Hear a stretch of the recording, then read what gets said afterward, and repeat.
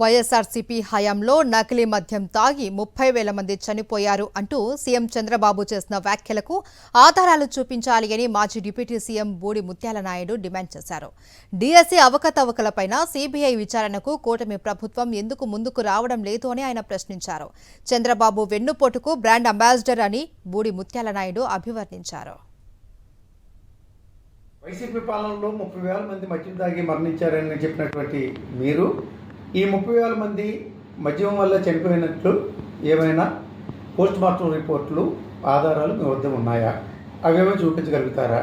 మీ తాలూకా వైఫల్యాలు, మీరు ఏదైతే ఈ రాష్ట్ర ప్రజలకు ఇచ్చినటువంటి అడ్డగోలు హామీలు అమలు చేయలేక, ఈ రాష్ట్ర ప్రజలకు సమాధానం చెప్పుకోలేక, మా పార్టీ మీద, మా పార్టీ నాయకత్వం మీద అనేక రకాలుగా అబద్ధపు మాటలు, అబద్ధపు ప్రచారాలు, అసత్య ప్రచారాలు చెప్పడం మొదటి నుంచి కూడా మీకు అలవాటైనటువంటిదే. ఇక పార్టీల గురించి మాట్లాడుతున్నారు. మాట్లాడితే మేము ఏ అభివృద్ధి చేస్తామో, ప్రజలకు ఇచ్చినటువంటి హామీలు ఎన్ని అమలు చేస్తామో అనేటువంటి మాట ఎక్కడ మీరు చెప్పుకోలేకపోతున్నారు. మాట్లాడితే మా పార్టీని పేరు మార్చి లోపల ఉన్నటువంటి మీ అక్కర్స్ని వెళ్ళగక్కేదానికి గొడ్డల పార్టీ అని చెప్పి పదే పదే మాట్లాడుతున్నారు. ఇటు చంద్రబాబు నాయుడు కానీ, మీ పార్టీ నాయకులు కానీ, లోకేష్ గారు కానీ ఇదే ప్రస్తావన.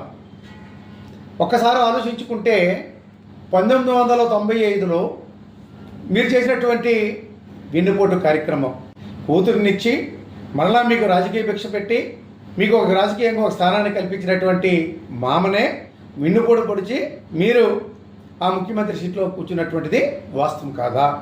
మీది వెన్నుపోటు పార్టీ అనేదానికి ఒక మామనే వెన్నుపోటు పొడిచారా? మీ తోడలుడు అయినటువంటి దగ్గుపాటి వెంకటేశ్వరరావు గారిని వెన్నుపోటు పొడిచారు. మీ బామ్మర్ది అయినటువంటి హరికృష్ణ గారిని వాడుకొని తన్ను కూడా వెన్నుపోటు పొడిచారు.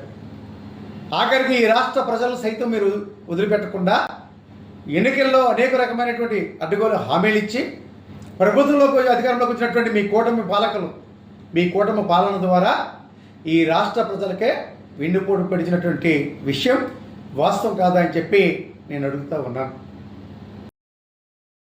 మరిన్ని అప్డేట్స్ కోసం ఛానల్ ను సబ్స్క్రైబ్ చేయండి. నోటిఫికేషన్స్ కోసం బెల్ ఐకాన్ పై క్లిక్ చేయండి.